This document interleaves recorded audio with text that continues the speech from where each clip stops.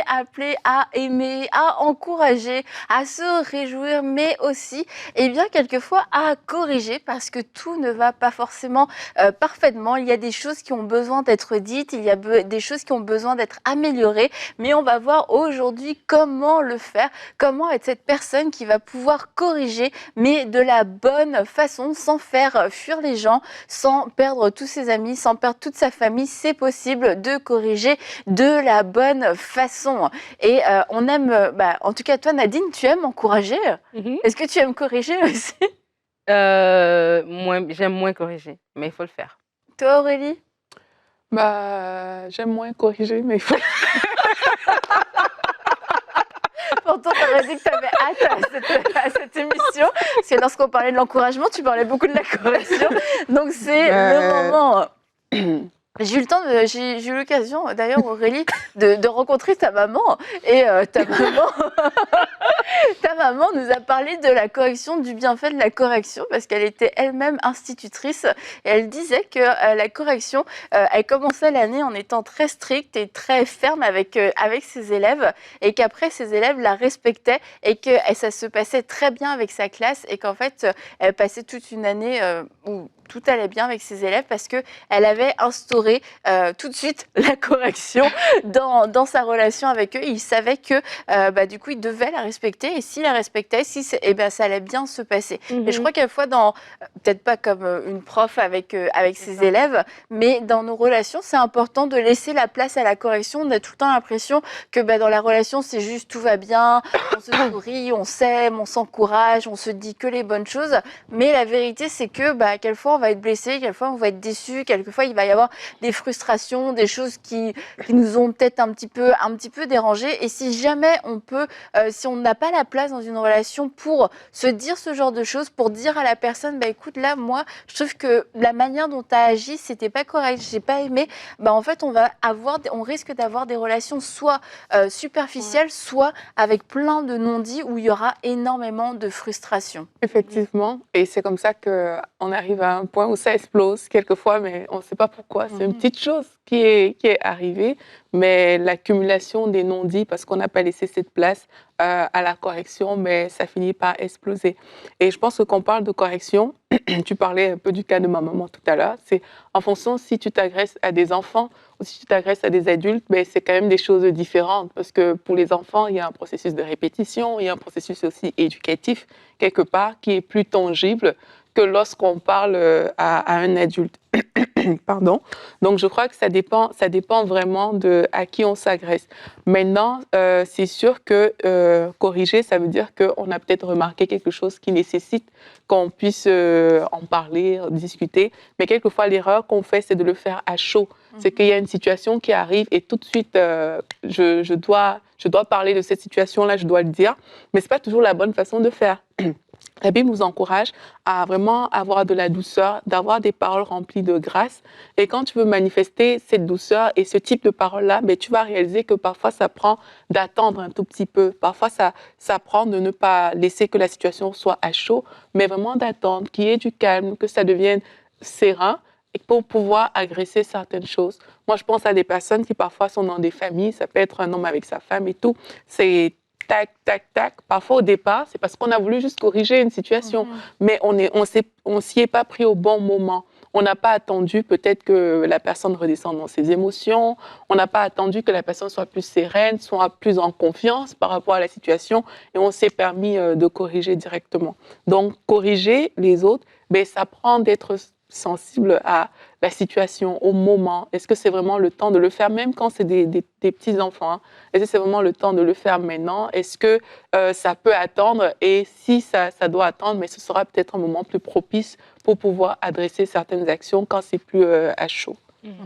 Et tu parlais de les enfants et les adultes. C'est sûr, là, on est en plus en train de parler entre adultes dans notre relation et tu parlais du mariage. C'est sûr que amener une correction à son conjoint, c'est pas la même chose qu'à son ami. Il faut connaître aussi les tempéraments des autres et le rapport qu'on a avec les autres.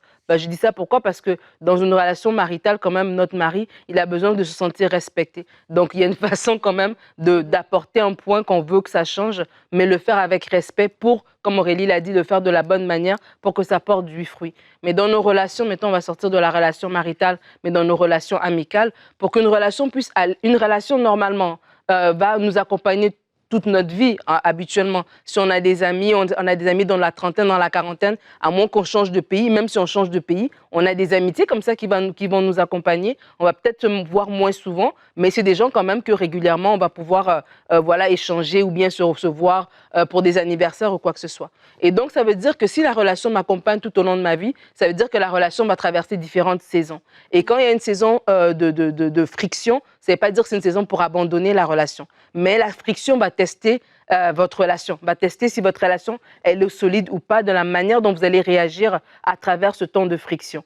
Et on peut avoir, moi je disais par exemple que moi, je ne suis pas quelqu'un qui aime corriger, donc c'est pas comme je suis pas quelqu'un qui remarque toujours ce qui va mal et puis qui veut pointer du doigt ce qui va mal. Mais c'est sûr que si je vois qu'il y a un pattern, il y a comme une façon répétitive d'un comportement qui n'est pas bien, j'ai déjà, avec les personnes avec lesquelles je suis en relation, dans les bons temps, parce que ça se bâtit aussi, hein, c'est dans les bons temps qu'on bâtit la confiance, c'est dans les bons temps qu'on bâtit la réciprocité, c'est dans les bons temps qu'on bâtit ces choses-là qui fait que je sais que Aurélie me fait confiance et j'ai confiance en Aurélie. Donc le jour où Aurélie va me faire une remarque, je ne vais pas le prendre mal, je ne vais pas penser qu'Aurélie veut me casser parce que je sais qu'Aurélie m'aime. Donc parce qu'on a eu des bonnes saisons dans notre relation, lorsque vient un temps voilà, moins drôle, on est capable de passer à travers ça et on est ouvert en fait. Mais des fois, on n'arrive pas à corriger parce qu'on n'a pas eu des bons moments et du coup, on vient avec une correction et l'autre personne la reçoit comme une réprimande, comme si un rejet, comme une accusation et non comme une invitation à changer, genre, je veux te tenir par la main pour corriger cet aspect de ta vie. Et je crois que dans nos relations à l'âge adulte, c'est vraiment important de bâtir et de vraiment ouvrir cette porte-là, de dire à l'autre aussi que tu as le droit de me faire des remarques. Des fois, on ne laisse pas les gens nous faire des remarques, en fait, on leur ouvre pas cette porte-là. Et donc, vraiment aussi, avant de corriger, s'assurer, est-ce que la relation que j'ai, est-ce qu'on est rendu à ce point-là? Et si on est rendu à ce point-là, à ce moment-là, oui, dépendamment de la personnalité, on va parler pendant l'émission, il y aura une façon de faire, mais déjà, de base aussi, est-ce que notre relation est rendue à ce point-là? Et c'est normal que les relations doivent grandir, et il y a des moments d'été, puis il y a des moments d'hiver. Mais dans ces moments d'hiver-là, soyons prêts aussi à savoir qu'on va traverser ces moments-là. Et s'il faut juste se positionner en fait pour les traverser. Et quand on dit corriger quelqu'un, c'est si on a vraiment l'impression « Ah, arrête de faire ça, t'as fait une bêtise ». Mais je pense qu'il faut prendre le mot plus dans sa globalité. C'est que dans une relation, je vois qu'il y a quelque chose qui peut être corrigé. Ça veut dire, c'est ça, redresser. Et bien d'avoir cette liberté dans l'amour de pouvoir le dire. Et on ne va pas dire « Ah, je suis en train de te corriger ou je suis en train de me faire corriger ». C'est pas forcément un moment solennel, ça peut être dans le cadre d'une conversation. Tu peux être avec ton ami, tu vas au restaurant, puis je sais pas, il a pas dit merci à la serveuse, tu dis tu pourrais dire merci, mais c'est pas genre ok, je vais te faire un cours de politesse, c'est genre je vois qu'il y a quelque chose que je trouve que tu pourrais faire mieux et qui peut se dire très facilement dans le cadre d'une conversation. Et c'est justement quand il n'y a pas quelquefois ce lien aussi peut-être dont on a parlé de base qui est construit. C'est ça, c'est que en fait la moindre correction devient très solennelle et là c'est sûr que ça peut prendre des proportions énormes, on est obligé de s'asseoir, on est obligé de se dire, mais en fait il y a plein de choses qui passent dans le cadre de l'échange et de la communication. Donc ne vous arrêtez pas au mot corriger parce que bien souvent on va pas dire tiens je vais aller corriger telle personne, je vais aller corriger mon ami, je vais aller corriger un tel et un tel. C'est le fait dans toutes nos relations de travail, c'est pouvoir se dire la vérité et se dire les choses qui ne vont pas, les choses qui peuvent être améliorées. Mais quelquefois aussi, il y a des fois où il y a vraiment des choses. Mais vas-y Aurélie. C'est parce que tu disais qu'on va pas se dire je dois te corriger, mais il y a des personnes qui vont dire il faut qu'on parle. Oui. Et ça, c'est des phrases qui font peur. Moi, j'aime bien. Je fais plus maintenant, mais j'avais bien envoyé à Nadine. Juste, il faut qu'on parle. Ouais. J'avais rien à dire, mais c'était juste pour Et créer que le les DRH en plus. C'était juste pour créer du suspense. Non, mais c'est vrai, c'est des phrases qui font peur. Et il faut le réaliser, en fait. Parce qu'il y a des phrases que quand tu dis, ben, parfois, ça annonce déjà la couleur de ce qui arrive et ça met la personne dans une comment dire, un sentiment, peut-être une disposition voilà, ouais. où elle est sur la défensive. Mais le but, justement, qu'on parle de correction, c'est que la personne se sente bien après. C'est pas que Tu la peux te sentir mal avant, du coup. c'est ça. C'est pas qu'on se sente mal ni avant ni après d'ailleurs. Et c'est important comme ça d'avoir le bon vocabulaire et la bonne tonalité lorsqu'on veut corriger parce que c'est souvent ça en fait le défi. C'est que tu as dit peut-être une vérité, tu as dit quelque chose de clair, mais la façon dont c'est dit fait en sorte que la personne peut ressortir de là en se sentant peut-être rejetée parce qu'on n'a pas utilisé les bons mots. Et c'est important de le demander vraiment, surtout quand tu as parlé des situations que tu sens que ça fait partie de la vie de quelqu'un, c'est dans sa routine et tout. C'est pas juste un truc passager, parce que faut le dire, il y a des choses qu'on peut juste laisser tomber, là, on n'est pas obligé de revenir sur tout. Mais il y a des choses que si tu veux agresser, et que tu sens que c'est vraiment quelque chose qui est délicat, mais c'est important de demander la sagesse pour parler de cette chose-là. C'est important de même prier pour ce moment, quand c'est des choses vraiment qui sont graves, pour que l'Esprit de Dieu soit avec vous. L'inviter, parce que ça va vous donner les mots, prier pour l'atmosphère, pour la façon dont même la personne va ressentir la chose que tu veux dire et tout, pour tes propres mots, que tu puisses trouver les bons mots, parce qu'il y a des personnes qui sont allées sur un bon sentiment, mais ça a fini mal. Pourquoi? Parce que peut-être la tonalité n'était pas bonne, les mots n'étaient pas bons. La correction, oui, elle était réelle, il y avait vraiment quelque chose à corriger, mais on ne l'a pas fait de la bonne manière. Donc, c'est important de demander la sagesse de Dieu pour des situations qui nous semblent quand même difficiles à adresser. Demander cette sagesse-là et je pense que le Seigneur va agir. Vas-y. Non, vas-y. Non, ok. Je voulais dire aussi, comme tu dis, il y a vraiment quelquefois, c'est des moments qui sont délicats. Et quand on lit dans Galates 6, frères et sœurs, si un homme vient être surpris en faute, vous qui êtes spirituels, redressez-le dans un esprit de douceur. Veille sur toi-même, de peur que toi aussi tu ne sois tenté. On voit que là, il s'agit de situations qui sont quand même assez importantes. C'est pas juste un petit truc qui nous a dérangé. C'est quelqu'un qui a été surpris en faute. Il y a vraiment quelque chose que l'autre personne a fait qui n'est pas forcément en rapport avec nous, mais où tu te dois, vis-à-vis de la parole de Dieu, l'intégrité de la parole de Dieu, de ta vie chrétienne, de ton témoignage, de dire, parce que il y a des choses que tu ne peux pas laisser. Tu découvres que dans tes amis, le mari trompe sa femme, eh bien tu viens de surprendre quelqu'un en train de pécher, en train de commettre un adultère. Maintenant, comment est-ce que tu vas le faire? Tu as besoin d'adresser la situation. Tu peux pas juste dire ah bah écoute, moi je suis pas au courant. Maintenant tu sais l'information. Maintenant que tu connais la vérité, tu peux juste pas, tu peux pas faire comme si tu le savais pas. Donc la première chose à faire, c'est de pouvoir prier par rapport à ça, de dire Seigneur, comment est-ce que je réagis, et d'aller voir du coup la personne et de pouvoir adresser cette chose-là. Maintenant, c'est ça. La Bible nous dit avec un esprit de douceur.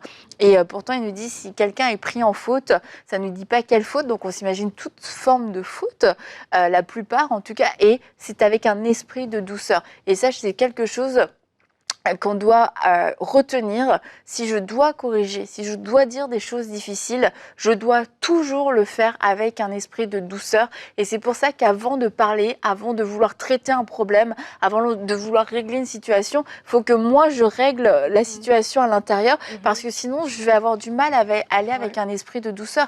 Il y a des choses, ça va tellement nous choquer, ça va tellement nous énerver, ça va tellement nous dépasser qu'en fait on va aller avec un esprit de colère, avec un esprit de chagrin, avec toutes sortes d'esprits, mais pas un esprit de douceur. Et c'est pour ça que la première chose à faire, si on a besoin de corriger, c'est de nous-mêmes traiter la situation avec le Seigneur. Et quelquefois, ça prendra quelques minutes, mais quelquefois, peut-être que ça prendra 1 jour, 2 jours, parce que avant ça, on ne sera pas en mesure d'adresser la situation, d'aller voir la personne avec cet esprit de douceur. Ouais, mais c'est tellement vrai parce que quand on veut corriger, on voit la faute chez l'autre.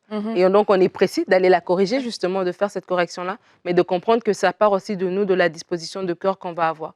Et vraiment, ça, c'est important à souligner et encourager aussi les personnes. Des fois, vous avez reçu une correction, c'est sûr que là, on parle à nous de comment corriger, mais je sens vraiment qu'il y a des gens qui ont perdu de relation parce qu'ils n'ont pas voulu recevoir la correction ou ils ont reçu une correction et ils l'ont mal pris, en fait.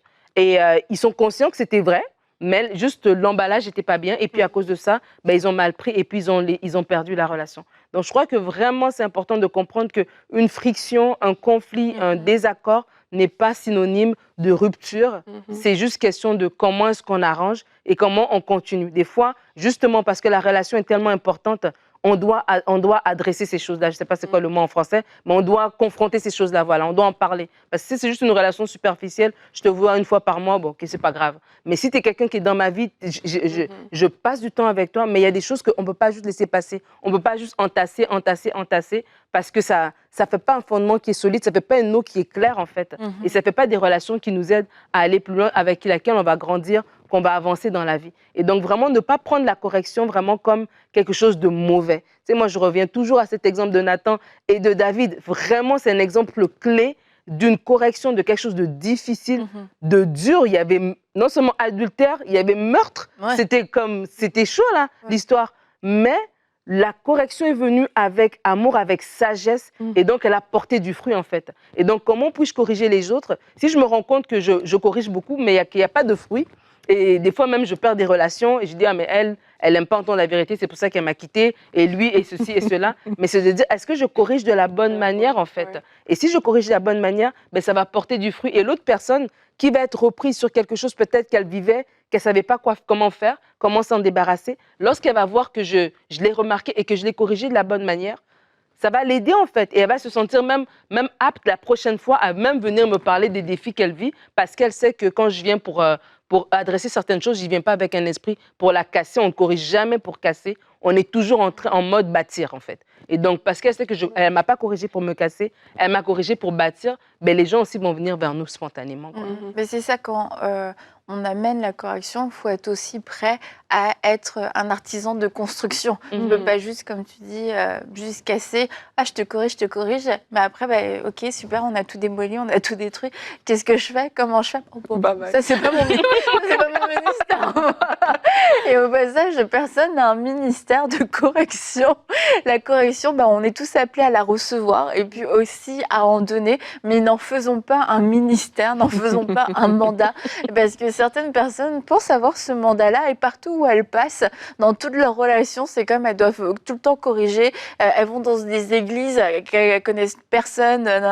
Ah, ici, il n'y a pas l'esprit de Dieu. Ici, c'est religieux. Elles corrigent tout le monde. Elles corrigent les pasteurs. Elles corrigent absolument tout le monde. Et partout, finalement, où ces personnes passent, il y a de la correction. Mais comme tu dis, Nadine, il n'y a pas de bons fruits. Ça ne sème que de la division. Ça ne sème que de l'amertume et des blessures. Et le premier motif pour corriger, c'est l'amour. C'est parce qu'on aime les gens et c'est parce qu'aussi on aime Dieu et on veut que sa parole soit honorée. Mais on aime les gens et on ne peut pas... on ne devrait même pas se permettre de corriger des personnes qu'on n'a pas d'abord aimées, des personnes qu'on n'arriverait pas à bénir, parce que dans ces cas-là, on est juste en train de régler nos comptes, on est juste en train de les disputer, de se fâcher contre eux, mais animé par l'amour de Dieu, bah oui, il y a quelque chose qui ne va pas, et j'ai le courage de le dire, mais je suis aussi là pour t'assister, pour reconstruire. Je ne suis pas là juste pour te détruire, parce que ça, c'est facile, en fait. C'est trop facile de faire ça, et l'amour nous appelle à dire la vérité, mais aussi à accompagner après qu'on ait dit la vérité. Effectivement. Et quand on est une personne un peu avec un caractère direct, ce sera peut-être difficile parfois de corriger de la bonne manière. Je vais dire ça comme ça. Parce que justement, tu es tellement direct que quand tu vois... Tu connais des gens soit- directs, toi? Ben, j'en connais pas mal, oui, oui. Soit tu vas attaquer de front, et puis comme on a dit, c'est pas toujours au bon moment, du coup ça va pas porter du fruit. Soit tu vas aussi dire les choses pas forcément de la bonne manière. Et je veux peut-être parler à ce type de personnes-là pour dire que quand on a parlé de la sagesse de Dieu, c'est vraiment important. C'est important de prendre du recul. Parce que la réalité, c'est qu'on ne part pas tous sur les mêmes bases. Il y a vraiment des personnes qui ont une douceur naturelle, que même si elles disent la même chose que toi tu le dis, ça passe mal. Mais quand cette personne le dit, ça passe très bien. Donc, c'est des choses qu'il faut réaliser, il faut comprendre. Et quand tu comprends qu'à ton niveau, peut-être tu as ce défi-là, ben, c'est important de prendre encore doublement du recul quand on veut parler à des gens pour dire, OK, mais quelle est vraiment la bonne façon dont je peux apporter cette correction. Et si tu le fais, tu vas voir que tu t'améliores. Et au début, peut-être ce ne sera pas évident. Au début, il y a des choses que tu vas prendre sur toi. Ta patience sera peut-être éprouvée, mais le but, comme Annabelle a dit, c'est d'aimer les gens. Et quand tu comprends que c'est ça le but, ben, tu acceptes quelque part de souffrir de cette patience. Pour Souffrir de cette patience. Oui, parce que parfois c'est dur. Parfois, c'est que tu veux... C'est dur pour la personne qui est corrigée Oui. sur toi. Ok. Mais c'est aussi difficile parce que là, on veut parler aux gens pour qu'ils apportent de la correction de la bonne manière. Parfois, c'est dur de retenir ce que tu as envie de dire, mais c'est important de prendre sur soi et de dire, OK, parce que c'est une question d'amour, c'est pas d'amour une question de moi, ben, il va falloir attendre, en fait. C'est aussi important d'agresser la chose dont tu veux vraiment parler, en fait. Pas mélanger beaucoup de choses en même temps. Parce que quelquefois, dans la correction, il y a beaucoup de choses qui sortent et au final, on ne sait plus de quoi on est en train de parler. On parle juste d'une personne. On ne parle plus d'un fait, mais on se retrouve en train de parler d'une personne en général. Et je pense que c'est bien de séparer, en fait, de faire vraiment la part des choses. De savoir que, OK, voici l'objet de la correction que je suis en train d'amener. Ça concerne tel point. Ça ne concerne pas toute ta personnalité, ça ne concerne pas toute ta vie, ça concerne juste ce point et c'est ce point dont on est en train de parler. Je pense que c'est aussi important de spécifier les choses quand on corrige les gens. Donc c'est tout un ensemble en fait. T'es direct, fais attention. Mais non, quand tu fais attention, parle de la vraie chose, de la bonne chose, au lieu de mélanger tout et de mettre tout dans le même panier au final. Et je crois que c'est important, tu l'as dit Aurélie, tu parles du caractère, de connaître vraiment le caractère de l'autre en fait, la personne à qui on amène la correction. Parce que des fois, on parle un peu quand on parle des langages de l'amour, que si nous, on aime les cadeaux, on donne des cadeaux. Et des fois, si nous, on est direct et on veut qu'on nous dise des affaires directement, on ne veut pas qu'on passe par 4000 chemins, on a l'impression que c'est ça que l'autre a besoin. Mais des fois, justement, parce qu'on ne connaît pas la personnalité, on donne la correction sans tenir compte du contexte de la personnalité de l'autre. C'est là que ça casse, quoi. Dans un contexte de travail, peut-être parce qu'il y a un rapport hiérarchique, la personne elle va subir ta correction. Mais même là encore, il y a manière aussi de corriger pour que la personne, elle intègre ce que tu as apporté. Parce que si tu te donnes la chose et que si cette personne elle a besoin qu'on l'explique, et là, toi, tu viens direct, mais elle n'a pas intégré, elle s'est juste sentie rabrouée, et puis elle va t'éviter la prochaine fois, tu vois un peu. Mais si tu donnes, tu dis, OK, comment est-ce que cette personne, elle réfléchit? Comment est-ce qu'elle reçoit la chose? Et tu la donnes de la manière dont la personne reçoit, ben là, ça va faire une fois, et puis ça va être bien fait, en fait. Et dans le couple, on va le remarquer. Habituellement, dans le couple, on est différent dans nos personnalités, et peut-être une personne, ça passe comme ça, mais l'autre personne, ça passe pas comme ça. Et on fait attention parce qu'on aime la personne et il faut dormir après. Il faut manger, la vie doit continuer, mais c'est vrai. Donc, t'as conscience des conséquences. Non, mais c'est ça, parce qu'on ne jette pas le bébé avec l'eau du bain. Et donc, du coup, OK, ma correction, comment est-ce que je la donne? Comment est-ce que je parle? Tout en préservant la relation, en fait. Et donc, je crois que c'est important, si on se pose déjà cette question, sans être des psychologues, à rentrer dans des personnalités et des machins, mais juste en se disant, OK, je veux préserver la relation. Mon but, c'est de construire et pas de détruire. Comment est-ce que je peux dire la chose? Et le Seigneur va nous donner, va nous inspirer, que ce soit le moment, le temps favorable où la personne est disposée. Et peut-être même, ça peut être la personne elle-même qui nous pose la question, « Ah, mais comment tu as trouvé ça? Qu'est-ce que tu en penses ?» Et là, c'est l'occasion pour nous Hey, D'ailleurs, j'ai 15 J'attendais fois. ce moment avec impatience. Jérémy, quand il veut me dire quelque chose, il va souvent commencer ma chérie. Et là, juste avec son ton, tu sens qu'il essaie. Là, il prépare le terrain. Il me demande pas d'aller lui servir un verre de la. C'est qu'il y a quelque chose à dire. Genre quelque chose. Tu sais, tu pourrais, quand tu fais ça, Voilà. tu pourrais. Ah, et là, tu vois, tu le prends bien. Ah, ok, Non, pas du tout.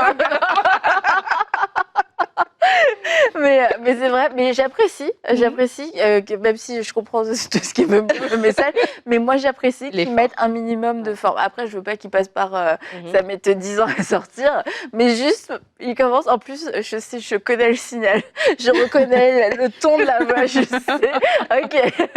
Et là, du coup, même qu'à la fin, je fais, ah, je pense que c'est pas le moment.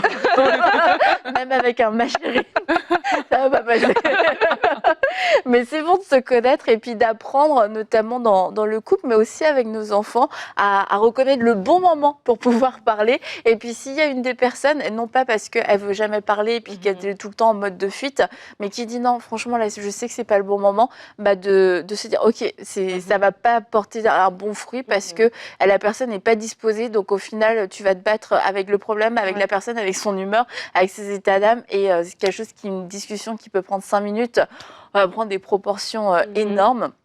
Et l'autre chose aussi que je voulais dire, oui, c'est ça, c'est que lorsqu'on adresse une correction, la Bible nous dit que c'est pas un sujet de joie au premier abord, c'est un sujet de tristesse. Et c'est vrai que la correction, souvent, ça peut un petit peu nous ébranler sur le coup. C'est quelque chose qui peut nous surprendre aussi. On se dit, ah, quoi, moi? Oh, moi qui pensais être parfaite, je ne comprends pas. Et en fait, il peut y avoir une réaction qui soit un peu sur la défensive ou toutes sortes de réactions en face.